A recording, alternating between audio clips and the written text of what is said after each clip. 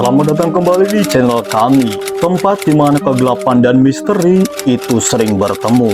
Di sini kamu akan menemukan cerita-cerita horor terbaru yang selalu kami update secara rutin. Bersiaplah untuk menyelami kisah-kisah yang menakutkan yang akan membuat bulu kuduk kamu merinding dan jantung kamu berdetup dengan kencang. Jangan lupa siapkan nyali kamu, karena setiap malam ada cerita baru yang siap menghantui mimpimu.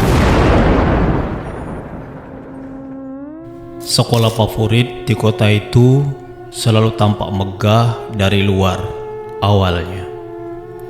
Gedung yang bertingkat, catnya pun bersih. Dindingnya penuh poster prestasi. Seakan-akan jadi bukti kehebatan murid-muridnya. Tapi di balik kemegahan itu, ada satu cerita kelam yang jarang berani diceritakan orang-orang. Beberapa tahun lalu, seorang siswa baru masuk dengan penuh harapan. Ia bukan anak orang kaya, bukan pula keturunan pejabat. Ia hanya anak desa yang mendapat beasiswa karena kepintarannya. Awalnya, semua berjalan baik-baik saja. Sampai senior-senior mulai merasakan terganggu dengan kehadirannya. Dia adalah anak yang pintar, rajin, dan selalu mendapatkan nilai yang sangat tinggi. Sesuatu yang membuat banyak orang itu iri. Hari demi hari ia menjadi sasaran bullying.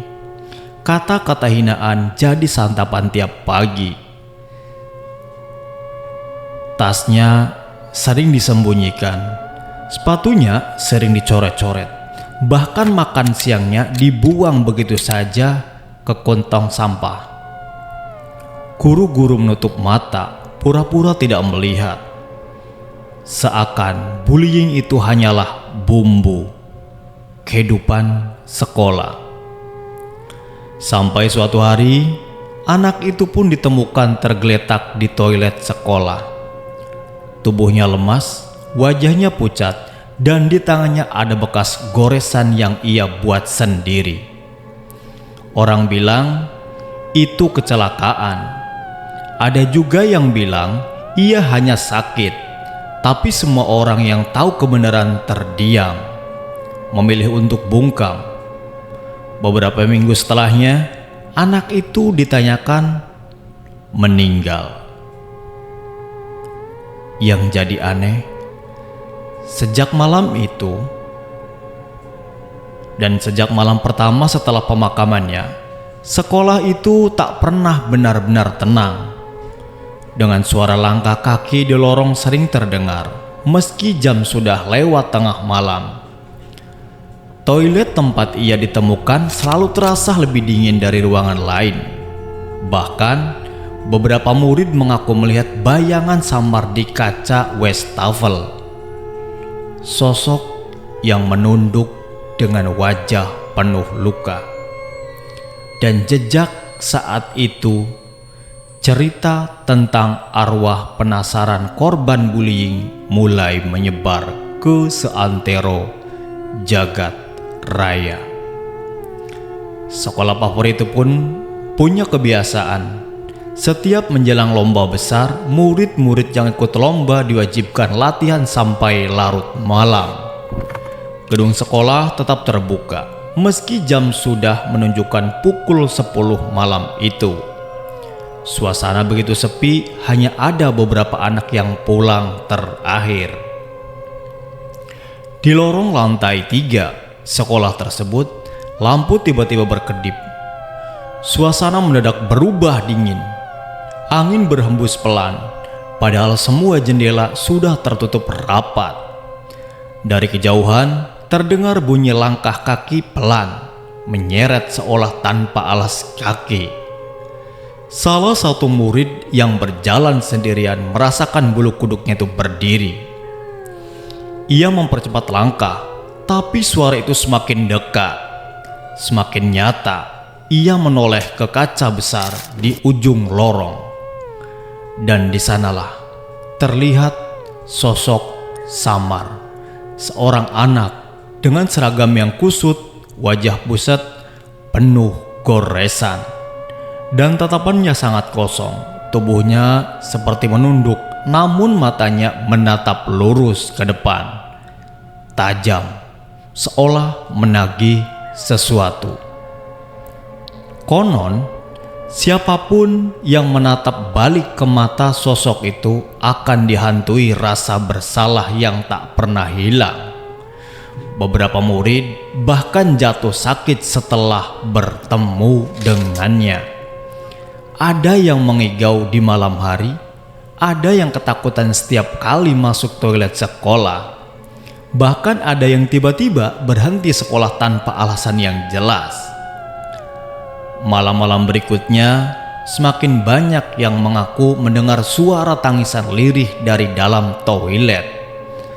Suara itu terdengar pilu, seolah-olah meminta pertolongan, seolah masih menanggung luka yang tak pernah terobati. Sampai sekarang, sekolah itu tetap berdiri, namun sudah kusam dan juga sudah tidak berpenghuni. Murid-murid baru terus datang bersemangat mengejar prestasi, namun akhirnya semuanya sia-sia. Tapi tak ada yang bisa menolak kenyataan bahwa di belik gemerlapnya ada arwah penasaran yang masih berkeliling, mencari jawaban, mencari keadilan yang tak pernah ia dapatkan ketika masih hidup. Dan setiap kali malam, lorong itu selalu menyimpan rahasia yang membuat siapapun yang melewatinya merinding ketakutan. Sejak kejadian itu, banyak murid yang sama sekali nggak tahu tentang tragedi di toilet sekolah. Mereka hanya dengan desas-desus samar, rumor yang dianggap sekedar cerita senior untuk menakut-nakuti. Tapi ada satu hal yang tak pernah bisa dijelaskan. Toilet di lantai 2 selalu sepi, meski berada di area ramai. Suatu sore, seorang siswi baru memberanikan diri masuk ke sana. Ia tak tahu itu tempat yang katanya keramat. Begitu masuk, suasana langsung berbeda. Udara mendadak pengap, lampu berkedip, dan cermin di depan wastafel berembun, padahal tak ada air panas. Saat ia menunduk untuk cuci muka, tiba-tiba ia melihat ada tangan pucat menyentuh bahunya lewat pantulan kaca. Refleks, ia menoleh ke belakang, tapi tak ada siapapun. Bahunya kosong, namun ketika kembali menatap kaca, sosok itu masih ada. Wajah pucat dengan mata lebam dan bibir yang membiru, berdiri persis di belakangnya. Siswi itu menjerit keras, mungkin dia ketakutan. Guru-guru datang, mencoba menenangkan dan bilang ia hanya berhalusinasi. Tapi sejak hari itu, ia tak pernah lagi berani masuk toilet sendirian. Bahkan, ia sering ketakutan tiba-tiba ketika lewat lorong sekolah tersebut, seolah mendengar bisikan lirih menyebut namanya. Dan dari situlah tanda-tanda kehadiran arwah penasaran makin sering muncul.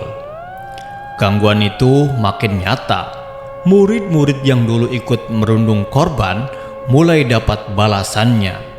Ada yang jatuh sakit aneh dengan suhu tubuh yang panas, tapi dokter tak menemukan penyebabnya. Ada pula yang tiap malam menjerit histeris karena bermimpi dicekik di dalam toilet sekolah. Puncaknya terjadi ketika salah satu murid senior yang terkenal kejam itu menghilang. Terakhir kali terlihat, ia sedang dihukum membersihkan kelas sendirian.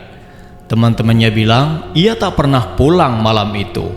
Besok paginya, di kelas yang ia bersihkan hanya tersisa seragamnya yang basah kuyup, seolah habis direndam air. Air itu menetes terus ke lantai, tapi tak ada sumbernya. Sejak saat itu, sekolah mulai panik. Kepala sekolah berusaha menutup rapat-rapat kasus ini agar nama baik sekolah favorit itu tak rusak. Guru-guru menekan murid agar diam, tapi justru semakin ditutup, semakin sering gangguan itu muncul. Lorong sekolah pada malam hari itu sering terdengar suara langkah kaki, menyeret pelan jendela kelas terbuka sendiri. Kursi berdiri tanpa disentuh, bahkan ada penjaga malam yang mengaku melihat sosok anak berseragam berdiri di tengah lapangan upacara.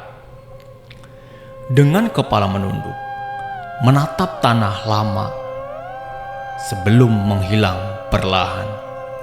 Orang-orang mulai pada percaya, ia bukan sekedar cerita iseng. Arwah korban bullying itu benar-benar belum tenang.